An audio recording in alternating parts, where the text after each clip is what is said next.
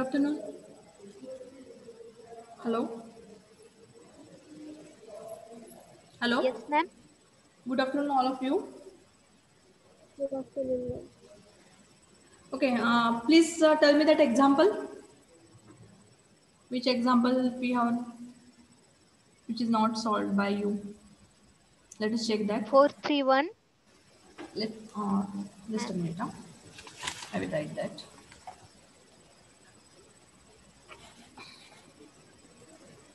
Matrix now.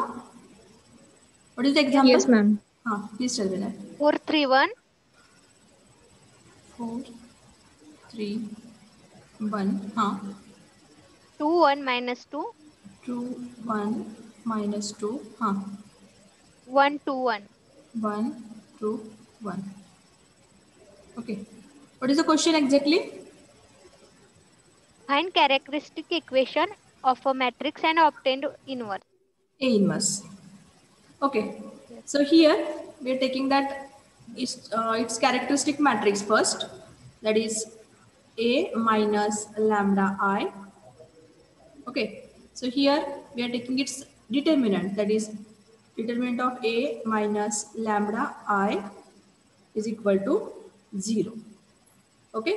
So here we are going to solve this determinant. So first of all, we are taking that 4 minus lambda 3, 1, 2, 1 minus lambda minus 2, 1, 2, 1 minus lambda equal to 0. By expansion rule, we are getting it as lambda cube minus S1 lambda square plus S2 lambda minus determinant S2 of A lambda. is equal to 0. ठीक आहे. आता पहिल्यांदा S1 find out करूयात आपण. So here we are getting that S1 is equal to 4 plus 1 plus 1 6. 6. त्याच्यानंतर S2 काय? S2 is equal to 6.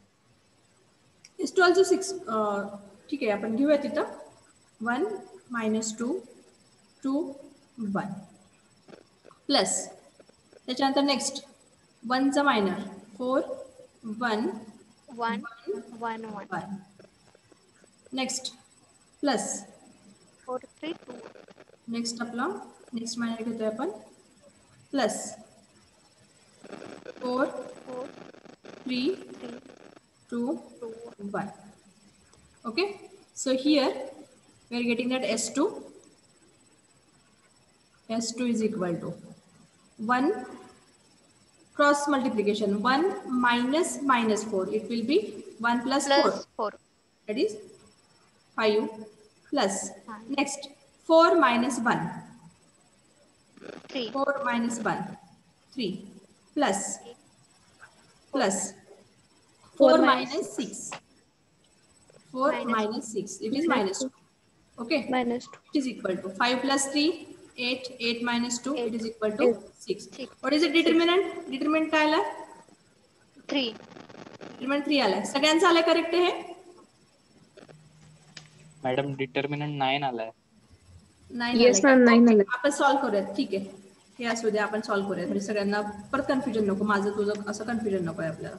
Okay, आता या ठिकाणी आपण डिटर्मिनंट ऑफ ए काढूयात. Determinant of A which is equal to 4 in bracket 1 plus 4 that is 5 minus 3, त्याच्यानंतर ब्रॅकेटमध्ये काय असेल 2 प्लस 2 4 ना,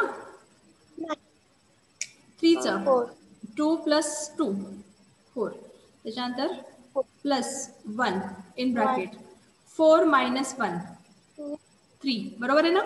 1. Okay, which is equal to 4 5 जा 20 मायनस 3 4 जा 12 plus 3, how much? 23 minus 12 11. It is 11 येतं. मग आता 9 करेक्ट आहे, 3 करेक्ट आहे की 11 करेक्ट आहे? 11. Okay, therefore we are getting that equation as lambda cube minus 6 lambda square plus 6 lambda -11 is equal to 0. मग आता या ठिकाणी आपल्याला ए इन्व्हर्स फाइंड आउट करायचं आहे. So here we are multiplying this equation. म्हणजे आता अगोदर काय करतोय, हे जे इक्वेशन आहे आपण मॅट्रिक्समध्ये कन्वर्ट करतोय. Means we are getting that using that Cayley Hamilton theorem. Cayley Hamilton theorem use करतो ना आपण इथं, त्याचे स्टेटमेंट यूज करतो. हां, so here we are getting that a cube by Cayley Hamilton theorem, a cube minus 6a square plus 6a minus 11i is equal to 0. 0. Going to find out a inverse. So multiply this complete equation with a inverse. So what we are getting here? A square minus 6a plus 6i minus 11a inverse is equal to 0.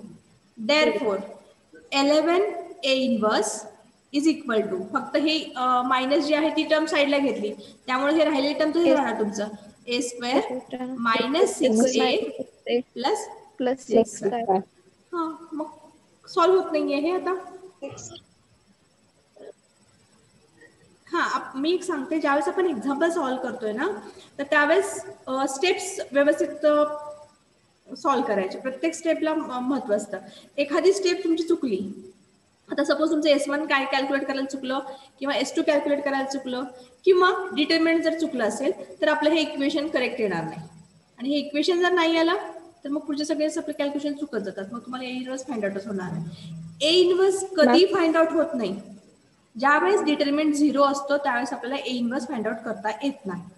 कारण हा जो I आहे इथलं हे 0च राहणार ना तुमचं. 0 into I 0च होणार नाही इथलं. त्यामुळे तिथं ए इन्व्हर्स येणारच नाही आपल्याला फाइंड आउट करता. आलं लक्षात?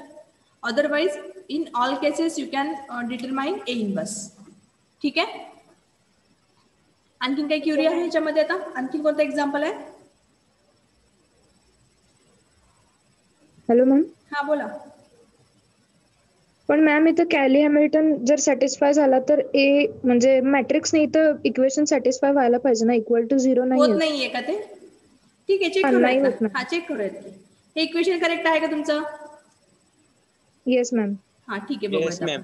हा, ए क्यूब सांगा मला. ते ए क्यूब काय आहे सांगा. आता ए स्क्वेअर, आधी ए स्क्वेअर कॅल्क्युलेट करूयात. ए स्क्वेअर इज इक्वल टू आपलं काय? 23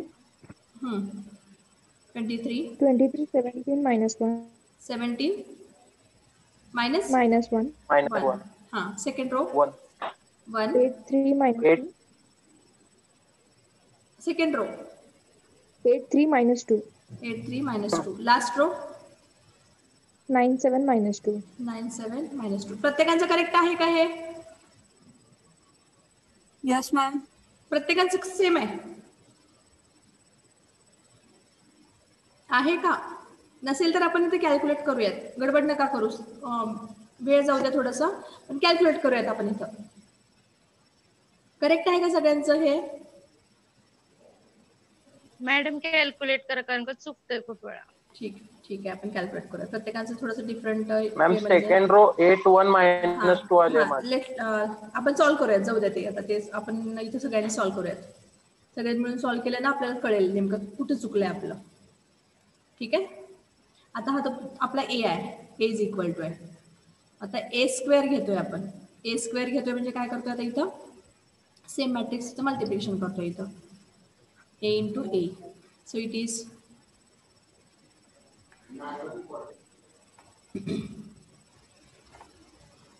4 3 1. Second row 2 1 minus 2 1 2 1. Okay, which is equal to. आता मल्टिप्लाय कसं करतो आपण? R1 C1 4 into 4 16 plus 3 into 2 6 plus 1 into 1 16 plus 6 plus 1 किती आलं इथं?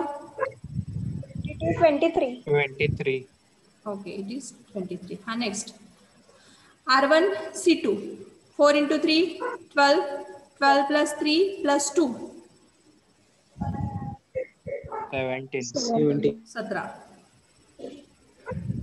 Next, R1 C3. 4 minus 6. 4 minus 6 plus 1. 6 plus 1. Minus 1. Minus 1. हा सेकंड रो मध्ये एलिमेंट्स आता बघतोय आपण. ओके, इथले 6 एलिमेंट आता plus 1. आता Plus बघा 2 minus R2 into C1. 8 minus 8 plus 2 minus 2. Minus 2. किती आलं? 8. किती इथं काय आलं आपलं? 8. Next 6 plus 1 minus 4. minus 4. 3. 6 हा 6 3. plus 1 minus 4. minus 4. किती आलं? 3. 3. 3 आलं ना? प्लस 3 ना? Next R2 C3. 2 minus 2 minus 2 minus 2 minus 2 Minus 2. minus 2. Next R3 C1. 4 plus 2 plus 1. 4 plus 1. 9. 4 plus 4 plus 1. That is 4 plus 9. 9. Ha. 9 Next 3 plus 2 plus 2. 2 plus 2 7 7. त्याच्यानंतर 1 minus 4 plus 1 plus 1 minus 2 Minus 2. minus बघा check करा सगळ्यांचं. minus 2. yes ma'am. 4, look at that, 1 into 1 minus 4 plus 1. 2 minus 4 ना, 2 minus 4 that is minus 2. हे correct आहे सगळ्यांचं? yes ma'am. ठीक आहे. आता ए क्यूब कॅल्क्युलेट करूयात आपण. ए क्यूब इज इक्वल टू हा ए स्क्वेअर 23 17 minus 1 8 3 minus 2 9 7 minus 2. त्याच्यानंतर ए काय बघा आपला, हे कॅल्क्युलेट करून सांगा मला आता. सो हिअर ए हा बोला. Yes please.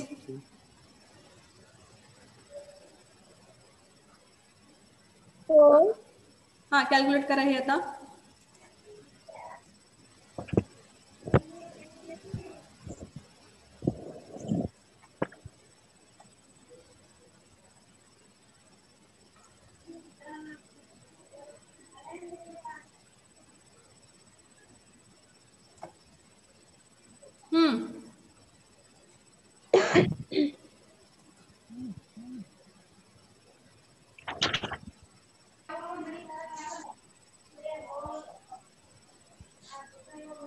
सांगा आता मला ए क्यूब काय आला.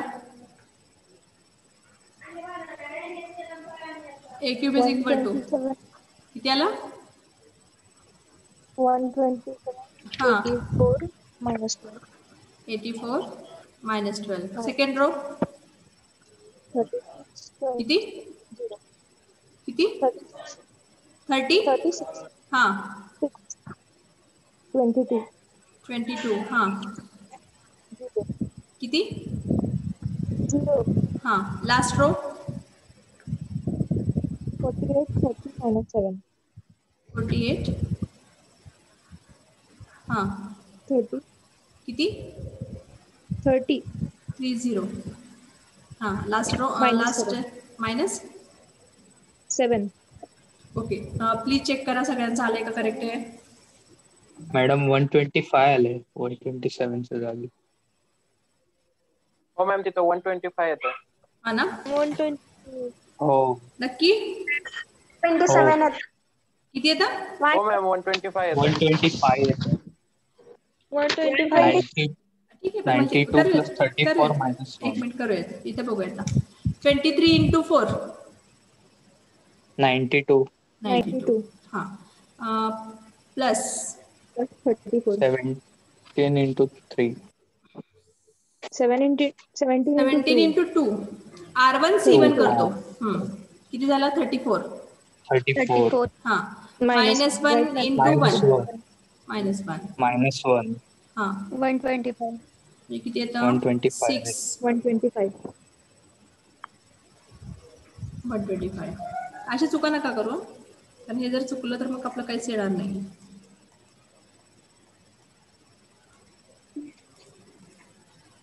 So here it is 125. आता हे करा, त्यास इक्वेशन मध्ये पुट करा 125.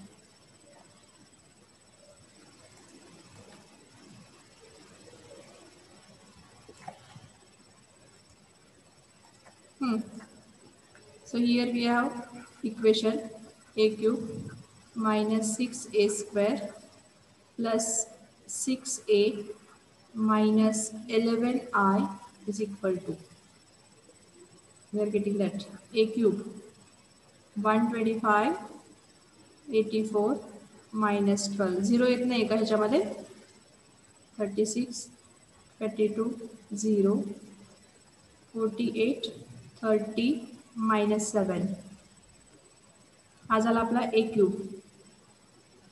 Okay,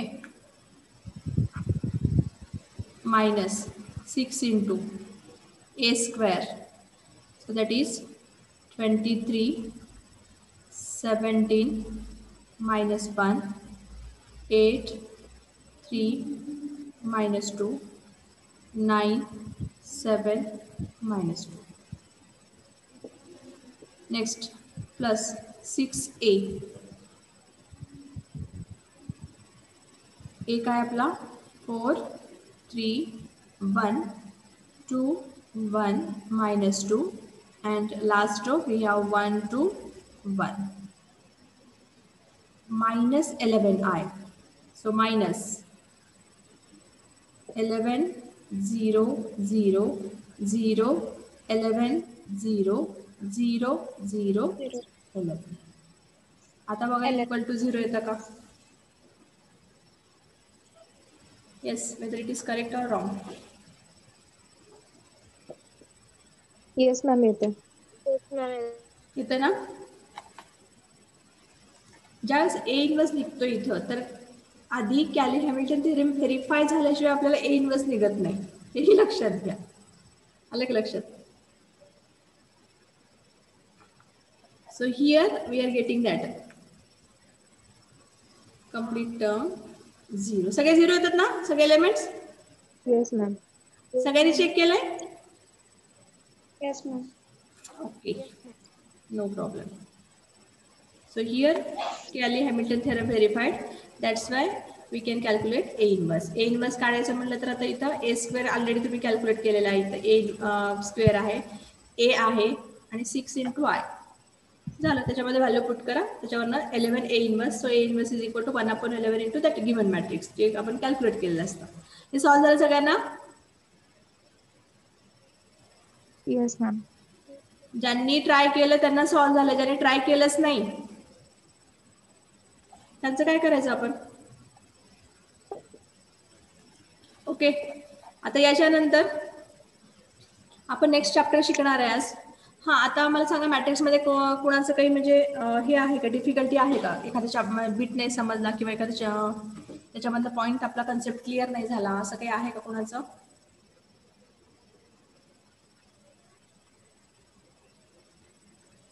yes please. No ma'am. काही प्रॉब्लेम नाही ना कुणालाच? No ma'am. ठीक आहे. So after this we are going to start our next chapter, that is successive differentiation. So here I am getting that as per our syllabus it is first unit, but right now I am taking as a second. So here it is, the chapter name is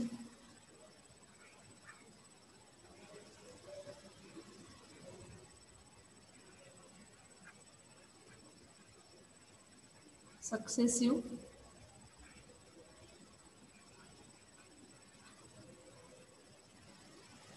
differentiation.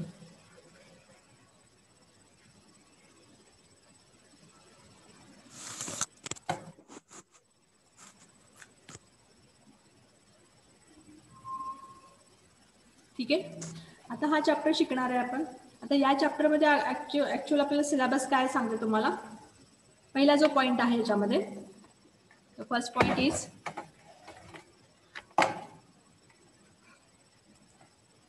so I am taking that first point here.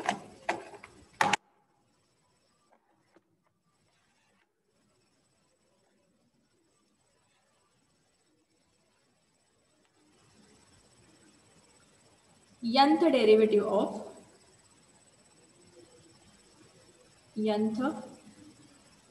derivative of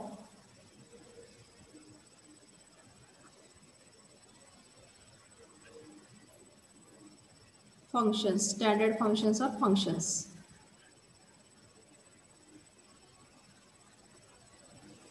ठीक आहे, nth derivative of standard function. आता याच्यामध्ये काही derivative जे आहेत, nth derivative of फंक्शनमध्ये e raise to x असेल, x plus b bracket raise to m असेल, त्याच्यानंतर log of x plus b असेल, त्याच्यानंतर cos of x plus b असेल. ह्या टाईप सगळे जे काही फंक्शन्स आहेत, या टाईपचे फंक्शन्स जे आहेत त्यांचा nth डेरिव्हेटिव्ह आपण फाइंड आउट करतोय. आता ऍक्च्युअल डेरिव्हेटिव्ह फाइंड आउट करतोय म्हणजे काय करतोय, त्या what is the process of derivative. Derivative कशासाठी काढतो आपण, का काढतो डेरिव्हेटिव्ह.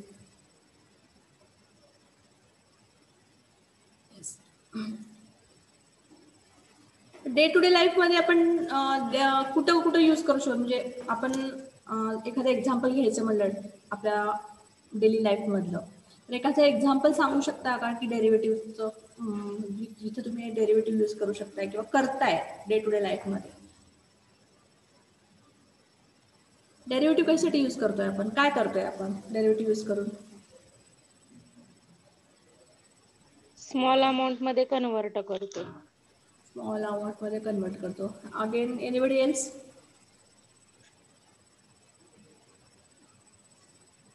डेरिव्हेटिव्ह कशाला यूज करतोय आपण, काय यूज करतोय आपण.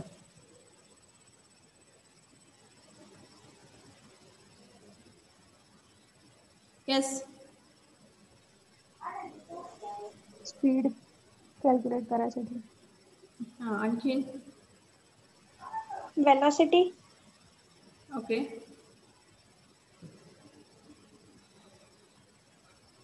टेम्परेचर. डिस्प्लेसमेंट. म्हणजे ऍक्च्युअल मिनिंग काय ते सांगतो तुम्हाला. आता हे सगळं आहे, तुम्ही वेलोसिटी कॅल्क्युलेट करण्यासाठी करताय, किंवा परत तुम्ही काय म्हणला स्पीड कॅल्क्युलेट करण्यासाठी केलाय. परत तुम्ही अजून आणखीन काय म्हणलं, तुम्ही आणखीन एक एक्झाम्पल सांगितला. टेम्परेचर.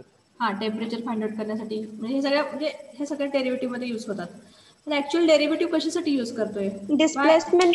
व्हाय आर डेरिव्हेटिव्ह आर इम्पॉर्टंट. तर त्या ठिकाणी खूपशे ऍप्लिकेशन्स आहेत, एकच ऍप्लिकेशन म्हणू शकत नाही. पण ऍक्च्युअल काय तिथं derivative does explain the rate of change. Rate. Yes, rate of change. बरोबर आहे ना. The rate of change of whatever that term is there, rate of change of. बरोबर आहे ना. मग हे आपण काय करतो, त्या ठिकाणी ते चेंज एखाद्या सब्जेक्ट मधला जो चेंज आहे, सब्जेक्ट म्हणजे आता या ठिकाणी हा सब्जेक्ट नाहीये. सब्जेक्ट म्हणजे आपलं जे काही हे आहे, स्पीड आहे, ऍक्सिलरेशन आहे, किंवा तुमची व्हेलॉसिटी आहे, लाईट आहे. प्रत्येक ठिकाणी तुमचा जो काही रेट आहे, तो जे चेंज आहे तो मायनर चेंज आहे. त्याचं एक फिक्स व्हॅल्यू असते. ते फिक्स व्हॅल्यू फाइंड आउट करण्यासाठी आपण डेरिव्हेटिव्ह यूज करतोय. बरोबर आहे ना. म्हणजे डेरिव्हेटिव्ह तिथे आपल्याला युजफुल असतं. आणखीन काही सांगू शकताय कुठं, म्हणजे आपण डे टू डे लाईफ मध्ये कुठे यूज करतोय, एखादं एक्झाम्पल, सिम्पल एक्झाम्पल.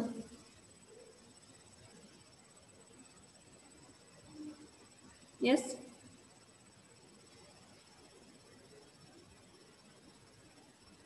आता मला एक सांगा, ज्यावेळेस आपण फॅन कन्सिडर करतोय, आपण फॅन आहे ज्याच्या हां, डे टू डे लाईफमध्ये आपण फॅन म्हणू शकतो. आता फॅन आहे आपला, सिलिंग फॅन आहे. सिलिंग फॅनवर आपल्याला दोन टर्म्स इफेक्ट करतात. कोणते कोणते, एक इलेक्ट्रिसिटी असते आणि सेकंड वन असते ती बाहेरचं वारं. बरोबर आहे. जर इलेक्ट्रिसिटी ऑन केली म्हणजे बटन ऑन केलं तर फॅन फिरतं, किंवा फॅन बंद असेल, सपोज बाहेरचं वारं हे जरा मॅम आवाज ब्रेक होतो. आवाज येत नाहीये. हॅलो. Yes ma'am. येतोय मॅम. येत ओके. सो ब्रेक होतोय मॅम. हा थोडस रेंजचा प्रॉब्लेम असेल तुमच्याकडे. तुम्ही जरा रेंजमध्ये या. Derivatives are used to ensure balanced exchange rates for goods trade internationally. म्हणजे आता ह्या सगळ्या गोष्टी ज्या आहेत सगळ्या आपण हे करतोय. म्हणजे आता सिंपल एक्झाम्पल घेऊयात आपण. हे जाऊ दे सगळं आता, हे पुस्तकाचं जाऊ दे. मॅम बिझनेस मध्ये प्रत्येक ठिकाणी डेरिव्हेटिव्ह बिझनेसमध्ये म्हणजे फक्त बिझनेस म्हणून असं नाही, त्याच्यामध्ये अप अँड डाऊन्स असतात, ते सुद्धा फ्लक्च्युएट होतात, ते सुद्धा आपण डेरिव्हेटिव्हने कॅल्क्युलेट करू शकतो. आलं का लक्षात? आता फक्त डेरिव्हेटिव्ह म्हणजे आता तुम्हाला व्हिजिबल नाहीये, तिथं व्हिजिबल थिंग नाहीये की डेरिव्हेटिव्ह तिथे त्या ठिकाणी यूज होतो, किंवा इंटिग्रेशन हे सुद्धा व्हिजिबल नाहीये, पण त्याचा यूज होतो तिथं. ज्यावेळेस आपण इंटिग्रेट करतो एखादी व्हॅल्यू, म्हणजे मोठ्या व्हॅल्यूमध्ये त्याची स्मॉलेस्ट व्हॅल्यू फाइंड आउट करतो, इंटिग्रेट करतोय आपण त्याला. ठीक आहे. मग आता डेरिव्हेटिव्ह यूज करतोय आपल्या डे टू डे लाईफमध्ये यूज करतोय म्हणजे कुठे आहे तर आपण ज्यावेळेस फॅन आहे, फॅन सिंपल एक्झाम्पल जे आहे आपलं फॅन आहे. फॅन दोन गोष्टींनी फिरू शकतं. एक तरी आपण बटन चालू करतो इलेक्ट्रिसिटीचं, अदरवाईज मग आपलं वारं असतं ते, बरोबर आहे. मग हे जे आहे हे कॅल्क्युलेट कसं करतोय आपण. सपोज आता हा डेरिव्हेटिव्ह कसं घेणार, आता एक्स आहे, लिहितोय कसं आपण. आता एक्स ही वस्तू आहे, वस्तू म्हणण्यापेक्षा या ठिकाणी एक्स हा फंक्शन आहे. मग याचा डेरिव्हेटिव्ह घ्यायचा आहे विथ रिस्पेक्ट टू वाय. म्हणजे आता हा फॅन आहे, फॅन फिरतोय विथ रिस्पेक्ट टू इलेक्ट्रिसिटी, बरोबर आहे ना. फॅन फिरतोय, हा ऍक्च्युअल एक्स का फंक्शन घेतलंय मी, ते फॅनसाठी घेतलं. फॅन फिरतोय कशामुळं, due to electricity, means with respect of that electricity. So it can be put as dx by dy, बरोबर आहे ना. आता इथे या ठिकाणी मी हे y एक व्हेरिएबल कन्सिडर केला, x एक व्हेरिएबल कन्सिडर केला. आता हा x जो आहे तो मी फॅनसाठी कन्सिडर केला. फॅन फिरतोय, कुणामुळे फिरतोय, ह्या इलेक्ट्रिसिटीमुळे. So it is y. So such type of examples we are considering as a derivative, बरोबर आहे. म्हणजे इथे काय करतोय, d by dy of x, actually derivative आहे. ह्या एक्सचं जे काही कॅल्क्युलेशन करतोय विथ रिस्पेक्ट टू वाय करतोय आपण, याच्यामध्ये जर चेंजेस झाले तर हा चेंज होतो तुमचा. मला एक सांगा, डिपेंडेंट व्हेरिएबल आणि इंडिपेंडेंट व्हेरिएबल याच्यामध्ये काय फरक असतो. बेसिक कन्सेप्ट आहेत हे सगळे. डिपेंडेंट व्हेरिएबल म्हणतो, इंडिपेंडेंट व्हेरिएबल म्हणतोय. आता थांबा थोडंसं, इथं मी थोडंसं हे क्लिअर करते. आता आपले हे पॉईंट राहतात आपल्या बाजूला, तोपर्यंत आपण थोडंसं बेसिक हे करूयात. हां सांगा. आता इथं मी जर घेतलं y आणि या ठिकाणी घेतलं 2x², y is equal to 2x², हा फंक्शन आहे, एक दिस इज अ फंक्शन. या ठिकाणी एक एक्झाम्पल घेतलं, ठीक आहे. मग आता मला सांगा, याचं डेरिव्हेटिव्ह घ्यायचं आहे मला, विथ रिस्पेक्ट टू एक्स घ्यायचं आहे. म्हणजे लिहिणार कसं मी, dy by dx is equal to, what is the derivative of 2x² with respect to x?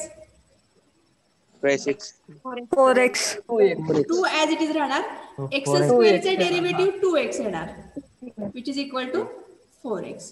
मला सांगा आता याच्यामधला डिपेंडेंट व्हेरिएबल कोणता आहे आणि इंडिपेंडेंट व्हेरिएबल कोणता आहे. Independent variable आहे. X is independent. X is dependent. Dependent. y is dependent आणि x is independent, Independent. बरोबर आहे. म्हणजे काय होतं ऍक्च्युअल, y ची व्हॅल्यू चेंज होते, y हा डिपेंड आहे कशावर, x च्या व्हॅल्यूवर.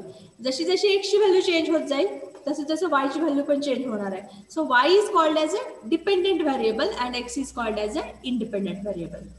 ओके, हे झालं बेसिक झालं तुमचं. आता आपण परत थोडंसं आपल्या चॅप्टरकडे बोलूयात.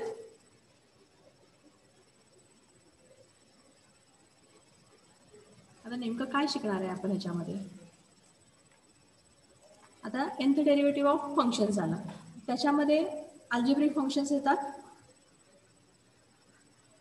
अल्जेब्रिक फंक्शन,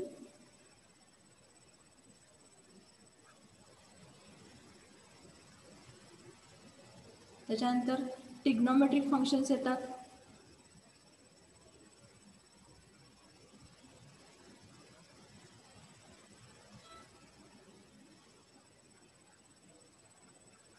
ठीक आहे. आणि त्याच्यानंतर आता याच्यामध्ये एक आपला नवीन टर्म शिकणार आहे आपण, that is the second point जो आहे तो, किंवा तो शेवटचा पॉईंट आहे या चॅप्टरचा, लिबनिझ थेरम. Leibniz theorem. ठीक आहे. मग आता हे लिबनिझ थेरम शेवटचा पार्ट आहे, पण ऍक्च्युअल आपल्याला बघायचं आहे स्टार्टिंगला nth derivative of functions, nth derivative of standard functions, त्याच्यानंतर nth derivative of algebraic function, nth derivative of trigonometric function. ठीक आहे. आता ह्या गोष्टी आपल्याला बघायच्या, त्याच्यामध्ये आपल्याला शिकायचंय. मग पहिल्यांदा आपण काय करूयात याच्यामध्ये,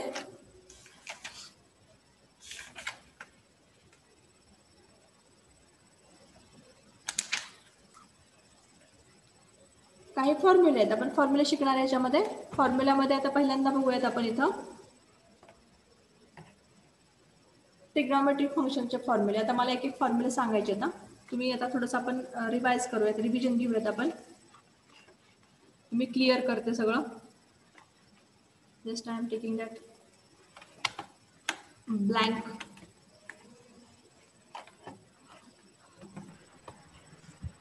आता मला फॉर्म्युले सांगा आता जे आपण शिकलेले आहेत.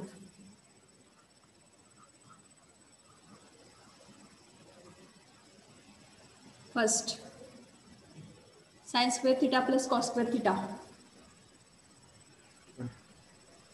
Yes, 1 equal to 1. Sine square theta plus cos square theta is equal to 1. Second term, second point, sine square theta is equal to 1 plus 1 minus yes, One sin square theta is 1 equal minus to cos square theta. 1 minus cos square theta. cos square theta. Same way मध्ये आपण काय लिहू शकतोय, third point, cos square theta is equal to cos square theta is equal to 1 minus sin square 1 minus sin square theta. त्याच्यानंतर जेवढे आपल्याला माहिती आहे ते आपण बघूया तिथं. Fourth, 1 1 plus tan square. 1 plus tan square theta equal to sec square theta. Okay, 1 plus Tan square theta. tan square theta is equal to sec Sec square square theta. Therefore, पाचवा काय म्हणू शकतो आपण याच्यावरनं, sec square theta minus tan square theta is equal to 1. बरोबर आहे, किंवा tan square theta is equal to sec square theta minus 1. हे आपण Minus याच 1. प्रत्येक ट्रिग्नोमेट्रिकचे बेसिक जे फंक्शन्स आहेत, जे बेसिक फॉर्म्युले आहेत, त्याच्यावर आपण पुढचे फॉर्म्युले तयार करू शकतो. इथं काय म्हणू शकतो आपण, sixth one, sec square theta minus 1 is equal minus to 1 equal to tan square theta. yes, tan square theta. हा, नेक्स्ट सांगा मला आता.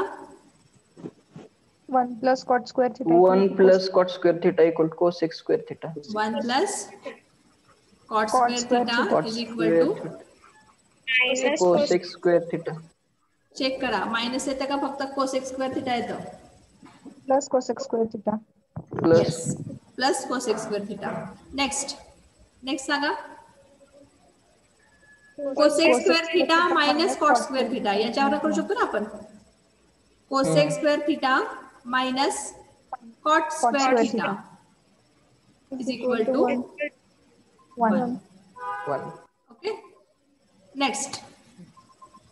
Cosec square theta minus 1 equal to cot square theta. हाँ, next number, cosec square theta Minus 1. minus 1 is equal to Cot cot square. square theta. Square theta. बरोबर आहे. त्याच्यानंतर next सांगा आता. खूपशे फॉर्म्युले आहेत आपल्याला, जे बेसिक आहेत ते आपण आता लिहिणार आहे. 1 plus cot square theta equal to हा, 2 1 plus cos square theta equal to 2 cos square theta by 2. Okay, 1 plus cos square theta cos square is equal to 2 हाँ. cos square theta by 2. 2 cos square theta by 2. बरोबर आहे. इथं 1 plus cos theta येते का 1 plus cos square theta येतं? Theta ma'am. Cos theta येते ma'am. इथे इथे इथे हा हा ही जी टर्म आहे cos square आहे का 1 plus cos theta येतं? 1 plus cos theta ma'am. 1 plus Yes. cos theta. 1 plus cos theta येतं ते. हे जे आहे ना इथं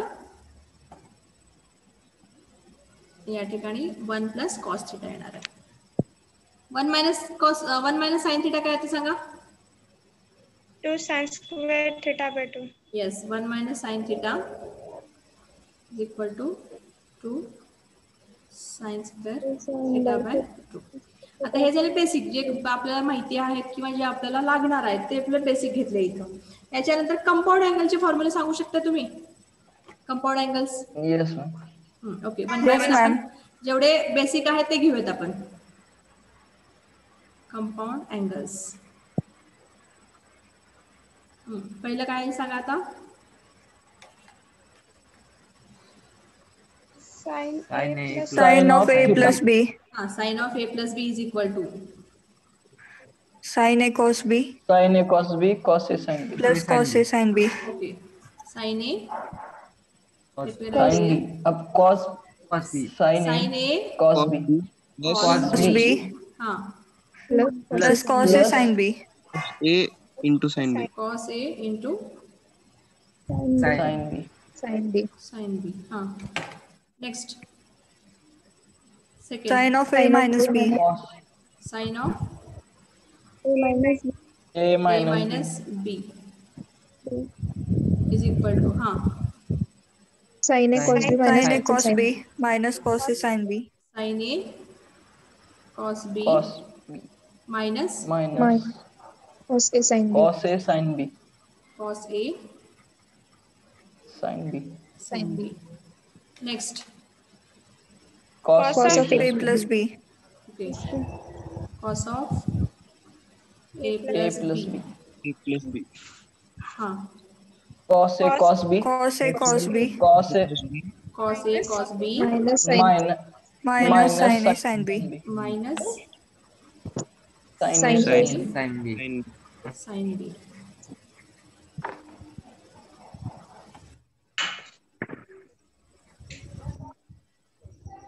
साइन बी. हाँ, लास्ट वन. cos